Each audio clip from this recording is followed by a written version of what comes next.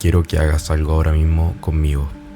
Cierra los ojos un segundo, no importa dónde estés, y escucha. ¿Lo escuchas? Esa voz, la que acaba de comentar algo sobre cerrar los ojos, la que quizás dijo, esto es raro, o a ver, ¿a dónde va esto? Esa voz nunca para, y está ahí cuando te despiertas, cuando cometes un error, cuando alguien te decepciona, cuando miras la cuenta bancaria, cuando te ves al espejo. Los investigadores calculan que decimos entre 6.000 y 50.000 frases a nosotros mismos todo el día. La mayoría de nosotros no tenemos idea de que estas frases nos están haciendo nosotros mismos. Hay que saber que la voz más influyente en tu vida no es la de tu jefe, ni la de tu pareja, ni la de tus padres, sino que es la tuya, y probablemente no sabes qué es lo que está haciendo. Los psicólogos lo llaman el diálogo interno, o el autohabla. Es una conversación continua que uno mantiene consigo mismo. Comentarios, juicios, recuerdos, planes, miedos. Esto no es algo que le pasa a las personas con demasiado tiempo libre. Le pasa a todo el mundo. Es una función cognitiva básica. El cerebro humano narrativiza constantemente la experiencia. Necesita contar una historia sobre lo que está viviendo para darle sentido. El problema no es que exista esa voz. El problema es el contenido de esa voz. Hay estudios que demuestran que la mayoría de personas, entre el 60 y el 80% de ese diálogo que uno tiene consigo mismo es negativo o crítico. No malicioso, solo automático. Patrones que uno aprendió y que se terminan repitiendo solos. Y aquí está lo que nadie te dice. No eres tú quien elige lo que dice esa voz, o al menos no conscientemente. La mayoría de ese contenido viene de afuera, de lo que te dijeron de niño, de cómo reaccionaron a otros a tus errores, de los mensajes que absorbiste sin darte cuenta. La pregunta no es si tienes una voz interna, la pregunta es ¿quién la programó? Ahora hay que saber por qué esta voz tiene tanto poder. Para entender por qué el diálogo interno tiene tanto poder, uno necesita saber una cosa sobre cómo funciona el cerebro. El cerebro funciona por predicción, no por percepción. No reacciona al mundo tal como es. Genera constantemente una predicción de lo que va a pasar, basándose en experiencias pasadas. Y esa predicción la ajusta solo cuando algo no encaja. Entonces lo que tú dices a tu cerebro de manera repetida se termina convirtiendo en una base de predicción.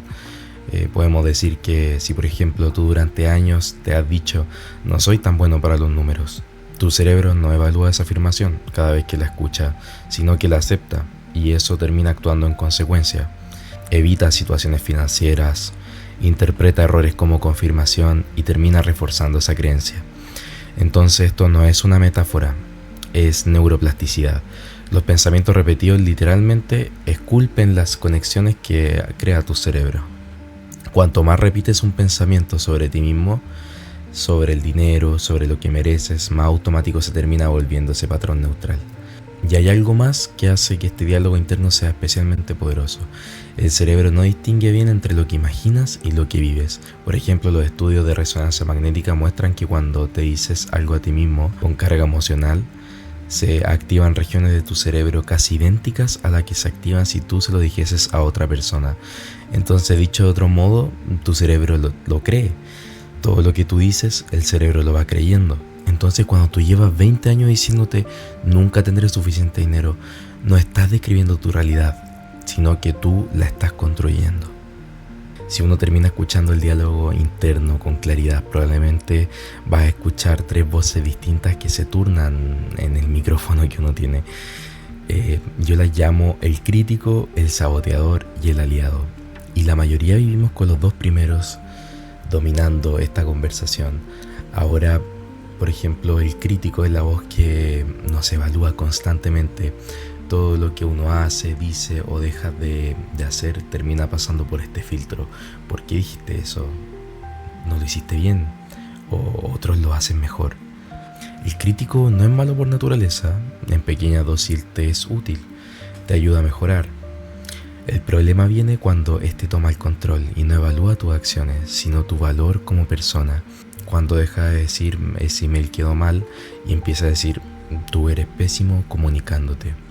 Esa gran diferencia entre evaluar lo que hiciste y evaluar lo que eres es la línea entre retroalimentación y daño psicológico real. El saboteador es más sofisticado que el crítico y por eso termina siendo más peligroso. No ataca, sugiere y siembra. ¿Estás seguro de que estás listo? Y si no funciona, ¿para qué arriesgarte si tú tienes ya algo estable? Quizás no es el momento. El saboteador siempre tiene razones, siempre. Y son razones que terminan sonando razonables. Tan razonables que la mayoría de las voces no lo reconoce como lo que son: miedo disfrazado de prudencia. El saboteador termina apareciendo exactamente antes de los momentos que más importan, justo antes de pedir un aumento, de iniciar un proyecto, de tener una conversación difícil, de invertir. El aliado es la voz que uno ya tiene, pero probablemente la que menos termina viniendo a este micrófono que las otras dos que nombramos anteriormente. El aliado no es optimismo ciego, no dice todo va a salir bien, sin base. Te dice cosas como: cometiste un error. ¿Y qué puedes aprender de esto? Esto da miedo. Y puedes hacerlo igual. No salió como esperabas. ¿Qué sigue? Esa es la voz que habla como le hablaría a alguien que tú quieres cuando tiene un mal día. Con honestidad, pero sin crueldad. La pregunta no es cómo silenciar al crítico y al saboteador, sino que es cómo darle más tiempo al micrófono del aliado. Hasta aquí tenemos la teoría, pero ahora lo más importante: ¿qué cambia tu vida real dependiendo de lo que te dices? Las personas que se hablan a sí mismas en tercera persona. José, ¿qué deberías hacer aquí? En lugar de ¿qué debo hacer?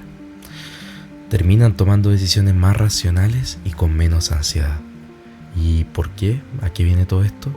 Porque finalmente la distancia psicológica reduce la carga emocional. Ves el problema como si fuera de otro. Y el problema de otro siempre se le ven más soluciones. ¿Cuántas decisiones has postergado o tomado mal porque la voz interna estaba tan cargada de miedo o de juicio que no podías pensar con claridad? En las relaciones hay un patrón documentado en la psicología que se llama proyección.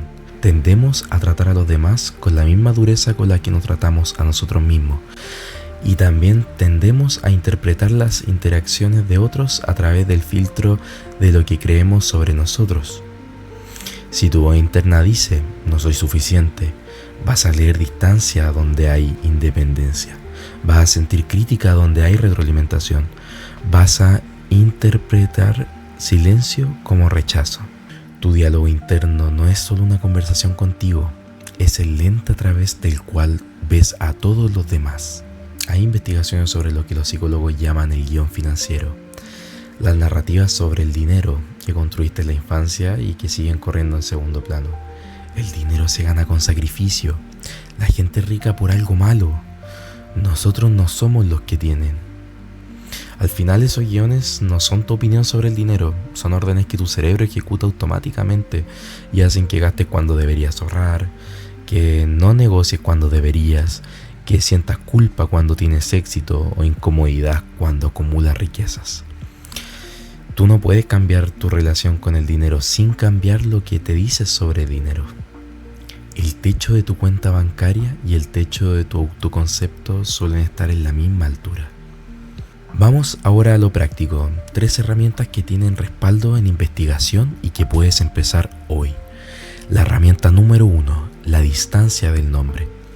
Cuando tú notes que el crítico o el saboteador están hablando, usa tu nombre, José. ¿Es eso en verdad o es miedo hablando? Ese pequeño gesto crea distancia cognitiva entre tú y el pensamiento. Ya no es el pensamiento, es lo que estás observando. Y lo que observas, puedes cuestionarlo. Funciona porque activa la corteza prefrontal, la parte del cerebro que razona, en lugar de la amígdala, que esa es la que reacciona. La herramienta práctica número 2 es etiquetar, no identificar. Hay diferencia entre decir soy un fracaso y decir estoy teniendo el pensamiento de que soy un fracaso. La primera frase es una identidad y la segunda es solo un dato. La neurociencia del etiquetado, estudiada ya, muestra que al nombrar una emoción o un pensamiento reduce su intensidad en el sistema límbico casi de inmediato. No se trata de negar lo que sientes, se trata de no ser lo que sientes. La herramienta práctica número 3 es la prueba del amigo. Cuando el crítico habla, hazte esta pregunta: ¿le diría esto a alguien que quiero? Si cometiste un error, tu voz interna te dice: eres un inútil. Pregúntate: ¿le diría esto a un amigo que cometió el mismo error? Evidentemente no. Le dirías algo mucho más útil, más honesto y más amable. La autocompasión no es debilidad, es una condición que permite el aprendizaje real.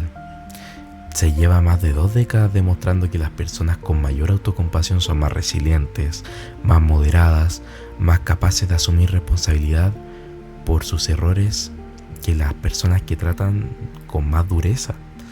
Al final, la dureza contigo mismo no te hace mejor, solo te hace más cansado. Y ahora, llegando al cierre de este video, vamos a ver la pregunta que sí vale la pena hacerse. Cuando empecé a prestar más atención a mi propio diálogo interno, lo que encontré fue incómodo.